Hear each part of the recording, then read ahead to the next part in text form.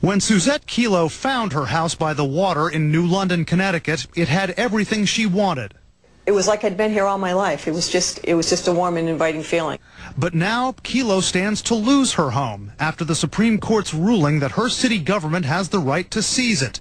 Under the legal principle called eminent domain, a government can now condemn or take control of private property and hand it over to private developers. The practice used to mean slums were torn down to build highways, schools, or other public works.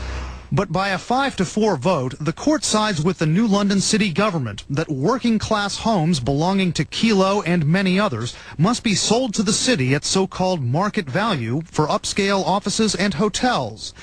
Justice John Paul Stevens writes for the majority, quote, "The city has carefully formulated an economic development plan that it believes will provide appreciable benefits to the community, including, but by no means limited to, new jobs and increased tax revenue." Attorneys for New London argued the city desperately needs that revenue after losing much of its tax base in recent years. They say in that context, even offices and hotels should be considered of public benefit. You can't have one rule for roads and another rule for blight and a third rule for economic development. It's all the same thing. But Suzette Kelo, other New London homeowners, and their attorneys say this ruling will open the floodgates. Home and small business owners, especially the poor and working and middle class folks, are going to be more vulnerable to eminent domain abuse as a result of today's decision.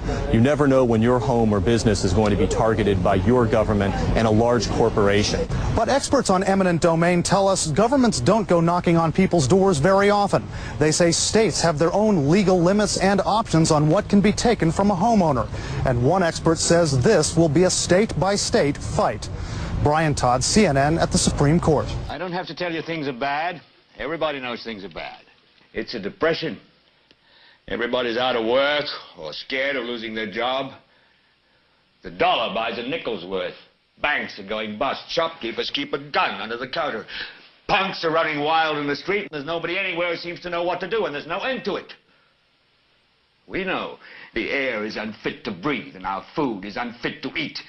We sit watching our TVs while some local newscaster tells us that today we had 15 homicides and 63 violent crimes, as if that's the way it's supposed to be. We know things are bad, worse than bad.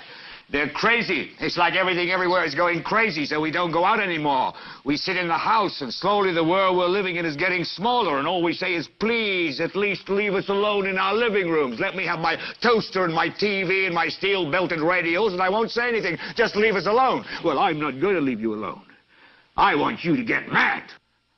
I don't want you to protest. I don't want you to riot. I don't want you to write to your congressman because I wouldn't know what to tell you to write. I don't know what to do about the depression and the inflation and the Russians and the crime in the street. All I know is that first, you've got to get mad.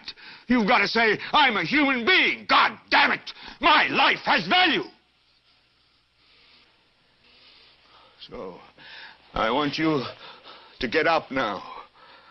I want all of you to get up out of your chairs.